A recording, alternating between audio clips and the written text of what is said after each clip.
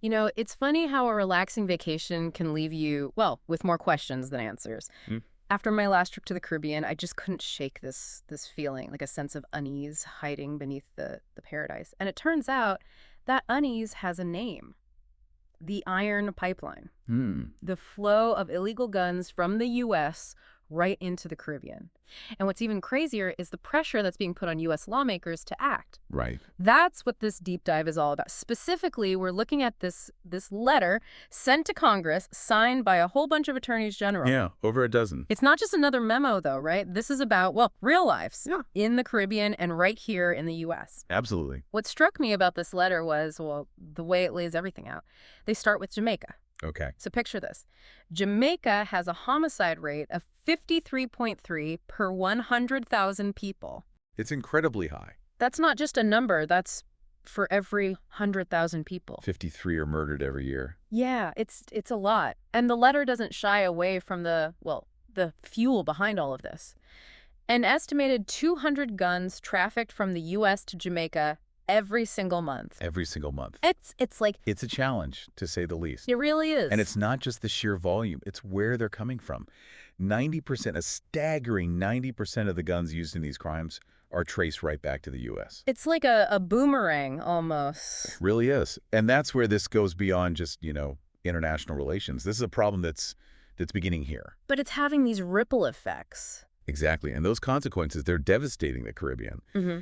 And it all comes back to us. The letter connects all of this, these smuggled weapons, to a whole web of issues.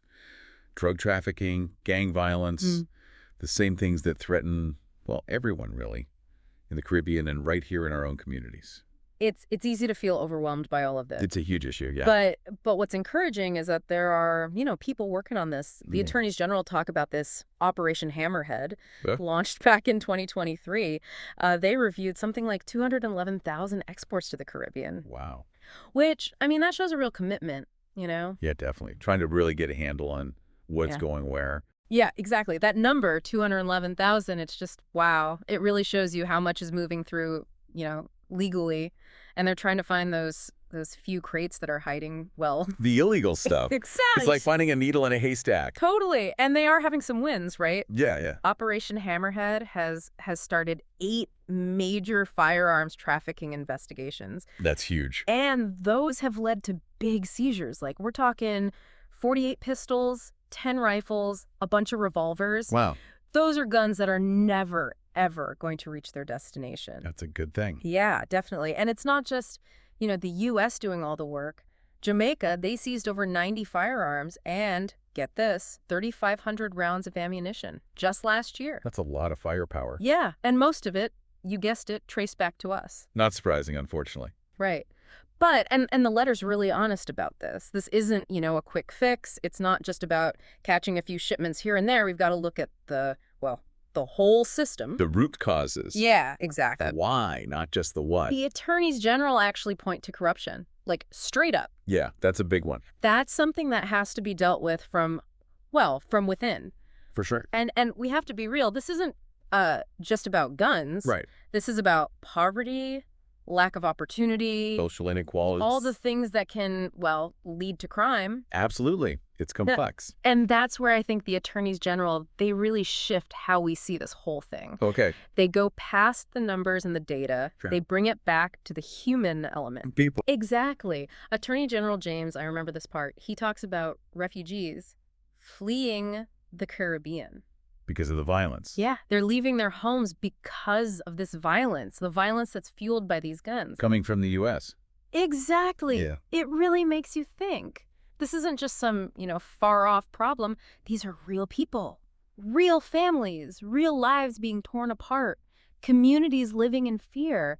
And we can't ignore the impact this has on us. Like the U.S. Yeah, the refugees, the instability. It's all connected. It is. These aren't just Caribbean problems, What happens over there affects us over here. Exactly. But, and this is important, the attorneys general, they don't just dump all of this on us and then leave. They offer solutions. They do. They actually lay out some real steps we can take. Okay. Like what? Well, one of the big ones is port security. Makes sense. Right. Think of it like the front line. Keeping those guns from ever leaving U.S. shores. Exactly. They're saying we need more resources, better technology, more people, actually, for, customs and border agencies. Give them what they need to actually do their job. Exactly. But it's not just about, catching the guns right as they're leaving. Right. The attorneys general, they found that a huge amount of these trafficked guns, they could actually be traced back to, well, to specific gun dealers here in the U.S. Interesting. So are these dealers, like, in on it? Are they negligent? I mean, That's the question, isn't it? it's a big one. Regardless, it's clear that something needs to change. The attorneys general want the ATF, the Bureau of Alcohol, Tobacco, Firearms, and Explosives. They want them to get more involved, more inspections, more investigations into these dealers, hold them accountable. Accountability is key for sure. Yeah. And you know what else is key? Information. Oh, absolutely. They're saying we need agencies like the Postal Service, Homeland Security, even the DOJ. Working together. Yeah. Because right now it's like, well, it's not great.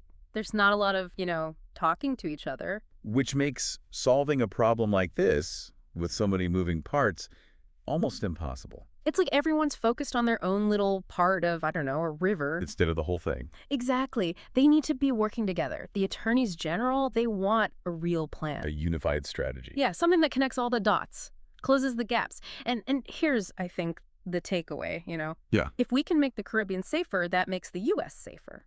A safer, more stable world. It's not about us swooping in to fix their problems. It's about recognizing that these problems, they affect us too. It's on all of us, really. Makes you wonder, what else could we be doing? What would it take to shut this whole iron pipeline down for good? Something to think about. Because this issue, well, it might be closer to home than we realize.